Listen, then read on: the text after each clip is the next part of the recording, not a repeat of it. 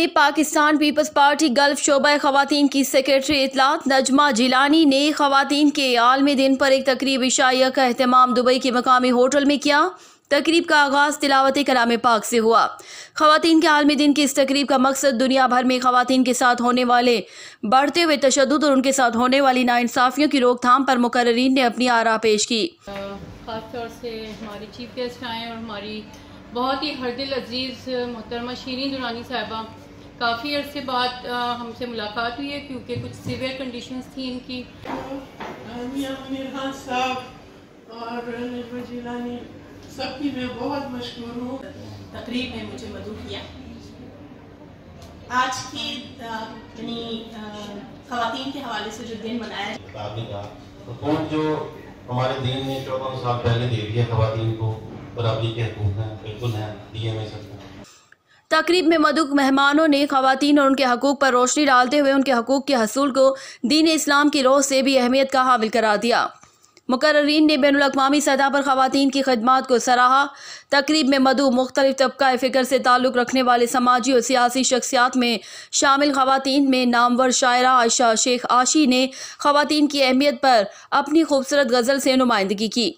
Dubai की मारूफ सियासी समाजी रहनुमा पीपल्स पार्टी UAE की सदर मोहतरमा शीरीन दुरानी और दुबई की खातून वकील पीपल्स पार्टी से ताल्लुक़ रखने वाली मोहतरमा नजमा शाह और दुबई की सियासी और समाजी रहनुमा खातून फरजाना मंसूर और बिजनेस के शोबे इवेंट ऑर्गेनाइज़र मोहतरमा आयशा निज़ाम ने खवातीन के बैनुल अक़वामी हकूक़ के हसूल और बढ़ते हुए जुल्म और तशद्दुद की रोकथाम के लिए अपनी आरा पेश की।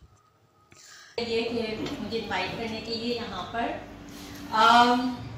सबसे पहले तो अस्सलाम वालेकुम और आज के दिन के लिए वुमेन राइट्स के लिए मैं बोलना चाहूँगी।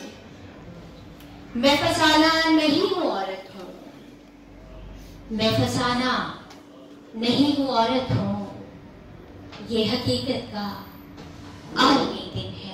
तकरीब में मदऊ बरतानिया से आए हुए मेहमान ख़ुसूसी Pakistan overseas community global POC के चेयरमैन मियां तारिक जावेद और Peoples Party gulf middle east के सदर मियां मुनीर हांस ने खवातीन के हकूक़ के हसूल और उनकी तालीमी और दीगर मसाइल को हल करने के लिए अपनी राय दी। मैं सबसे पहले तो सबका शुक्रिया अदा करता हूँ, ख़ुसूसन जो खवातीन आई तशरीफ लाई और मियां तारिक जावेद साहब चेयरमैन यूसुफ, पहले से बेहतरी आ रही है।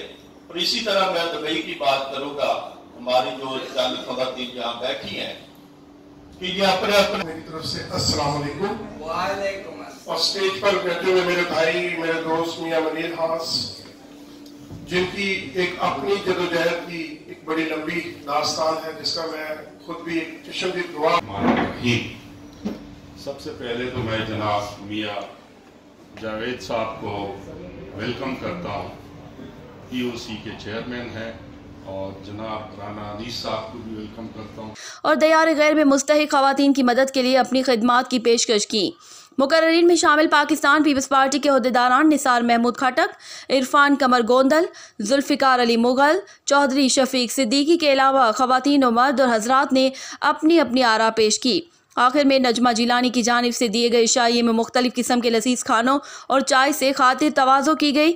तमाम मेहमानों ने नजमा जिलानी को कामयाब तकरीब के इनेकाद की मुबारकबाद दी। तकरीब के अख्ताम पर नजमा जिलानी ने तमाम मौज़िज़ मेहमानों की शिरकत का शुक्रिया अदा किया और सब ने खवातीन के हकूक़ के आलमी दिन को इसी तरह मुख्तलिफ ममालिक में उजागर करने का अहद किया। अस्सलाम वालेकुम, मैं हूं अंसर अकरम, न्यूज़ टाइम दुबई। इस वक्त मेरे साथ फरजाना मंसूर साहिबा हैं और ये माशाल्लाह एक बेहतरीन जो हैं ये स्पीकर भी हैं, मोटिवेशनल इनकी पूरी ज़िंदगी है और बहुत सारी जो नौजवान हमारी ख़वातीन हैं इनसे बहुत कुछ सीखती हैं और ये एक ज़बरदस्त जो है वो दरसगाह भी मैं इनको कहूँगा। तो आइन से बात करते हैं कि आलमी जो दिन है ख़वातीन के, इस मौका पर इन्होंने क्या आने वाली नस्ल के लिए कुछ पैगामात रखे हैं। अस्सलाम वालेकुम जी। जी वालेकुम अस्सलाम। माशाल्लाह, सबसे पहले बहुत प्यारी लग रही हैं जी। कर लूँ इस बात पे यकीन? आप यकीन करें, आप हैं ही प्यारी। Thank you so much. इस दिन के हवाले से मैं ये कहना चाहूँगी कि जो ख़वातीन के हकूक़ हैं वो तो हमारे इस्लाम ने हमें 1400 साल पहले ही हमें दे दिए हैं। मसला यहाँ पर है कि हम अपनी मुल्क की आबादी का 55% होने के बावजूद भी जो है अपने मुल्क का कारामद एक शहरी नहीं बन सकी हैं वो ख़वातीन। उसकी वजह यह है कि वो हकूक़ हमें मिल नहीं रहे हैं। बिल्कुल।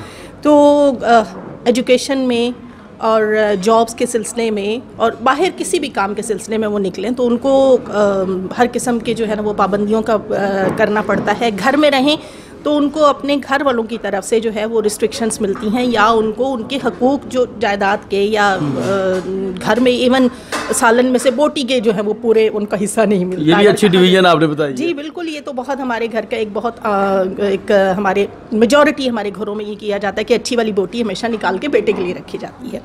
तो ये डिस्क्रिमिनेशंस हैं और जिसकी वजह से जो है ना तो वो आप समझती हैं कि ये घर से ही ऐसी जो है वो डिविजन्स होनी शुरू हो जाती है, और पहले तो हमारा जो घर का स्ट्रक्चर है वो बेहतर होना ज़रूरी है। मैं इस बात की बहुत बड़ी हामी आप कह दें कि हम कहते हैं कि जो हमारा घर है वो हमारे माशरे की इकाई है। लेकिन फरजाना देखिए फरजाना मंसूर साहिबा, एक और चीज़ मैं बताता हूँ कि कुरान पाक में अल्लाह तबारक व तआला ने वाज़िया तौर पे मर्द को फ़ौक़ियत दी है औरत पर, और ये इसको झुटलाया नहीं जा सकता। और मर्द वो एक पिलर होता है पूरे ख़ानदान का, जो पूरी जो अपनी वो कफ़ालत करता है अपने बच्चों की, अपनी बीवी की।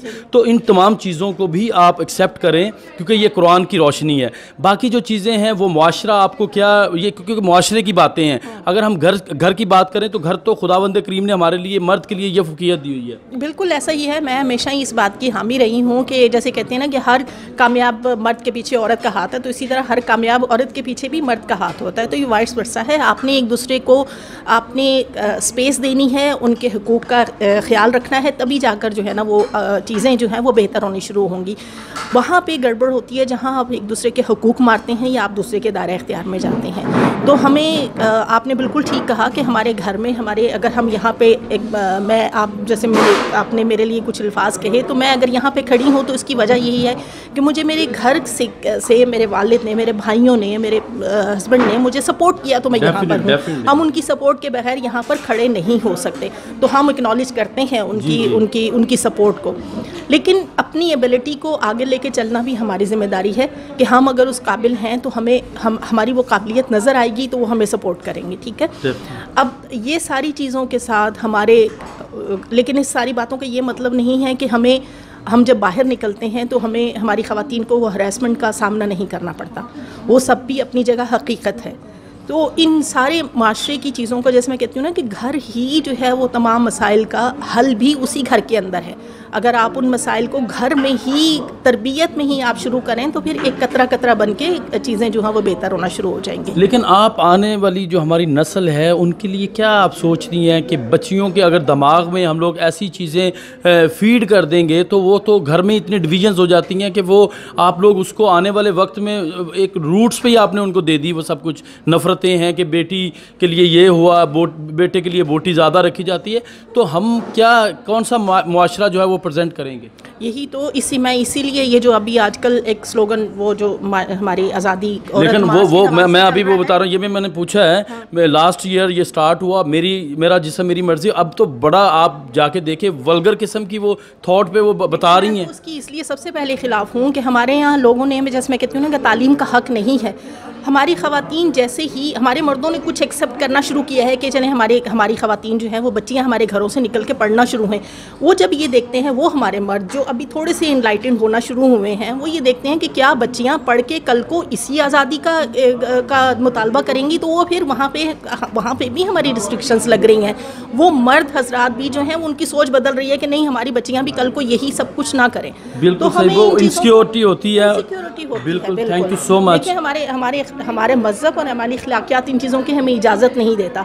हम अपने घर के मर्दों की इज़्ज़त करें और घर के मर्द हमारे हकूक़ की हिफाजत करें, तो मेरे ख्याल से इन सारी चीज़ों की ज़रूरत ही नहीं पड़ती। थैंक यू सो मच जी। ये हमारे साथ दीजिए फरजाना मंसूर साहिबा, और आज इन्होंने जो बात की है कि घर में ये सब कुछ होता है, लेकिन मैं एक और चीज़ यहाँ पे ऐड करना चाहता हूँ कि बाप की सबसे बेटी होती है लाडली, और बेटी के लिए जो पिलर का रोल अदा करता है वो बाप होता है। ये उन औरतों को भी सोचना चाहिए जो अपनी आज़ादी जो है गैर मुनासिब तरीके से वो लेना चाहती हैं, वो अपने बाप के उस पिलर को, उस छाँव को भी याद रखें। इस वक्त मेरे साथ श्री दुरानी साहिबा हैं। आज ख़वातीन के आलमी दिन के मौका पर इनकी बड़ी दबंग किस्म की जो थी स्पीच थी, और ये एक मोटिवेशनल जो है वुमेन भी हैं। इनसे बात करते हैं कि आलमी दिन के मौका पर इनका क्या मैसेज है पूरी दुनिया की ख़वातीन के लिए। अस्सलाम वालेकुम जी।